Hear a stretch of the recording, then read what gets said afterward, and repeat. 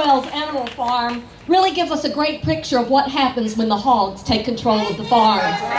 Well, in Texas, we know a little bit about farming, and we understand that you can't make a silk purse out of a sow's ear, and we recognize bull when we see it. Well, for many years, Washington politicians have been hiding pork, billions of dollars of pork, in federal bloated budgets and telling us it's for our own good. Republicans Now, some of them, you're right, and they need to go too. I agree with you. But I'm telling you this, now they don't even try to hide it. Well, let me say, Washington, D.C., we're not buying your pork and we're not buying your bull. We are patriots, and we demand responsible, accountable, transparent government now. We created our government. It did not create us. We delegated power to it, and we've been abused, going far beyond doing for people what they can't do for themselves. Government has become a flood of ineffective, inefficiency, bureaucracy, rushing to the lowest common denominator, embroiling itself in issues it has no right or no capacity to address.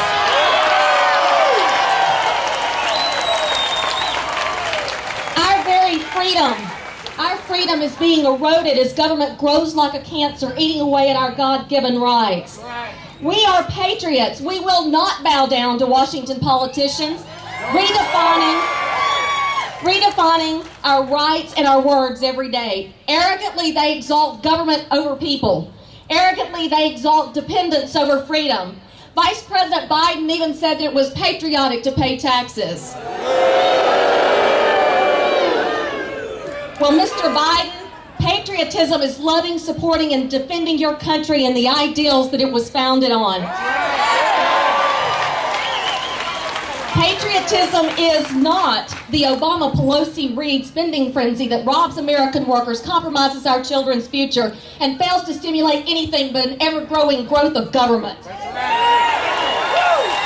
This Democrat-led, I call it economic suicide plan, rewards failure, laziness, and dependence, and it discourages hard work, savings, and investment. With uncontrolled spending, Washington has destroyed fiscal discipline. In fact, many politicians consider robbing us and redistributing our money as a mark of leadership. To the contrary, real leadership knows that Americans make better decisions with their money than the government does.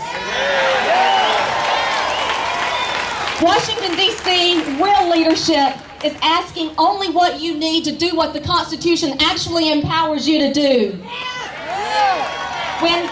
When candidates offer a vision of smaller, more efficient government, they win.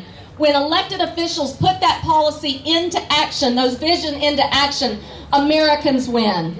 And we know a little bit about that in Texas.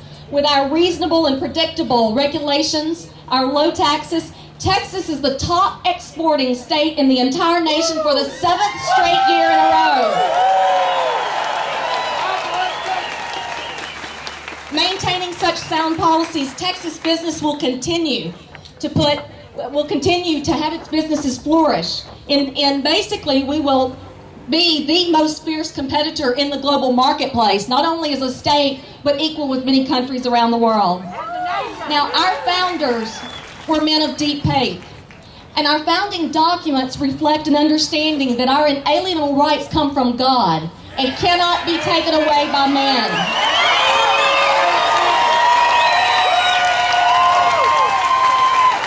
We have the right, and we must rein in government now. We've heard that every generation has to learn to love and to protect and to defend freedom. We are patriots, and our time is now. We do not bow to men, and we do not bow to government. And as our national symbol, the eagle, flies above the ground, let us rise to the lofty ideals upon which we, the people, establish this government. Otherwise, let us tear with our talons every effort of those who despise and arrogantly flaunt our right to life, liberty, and ultimate freedom.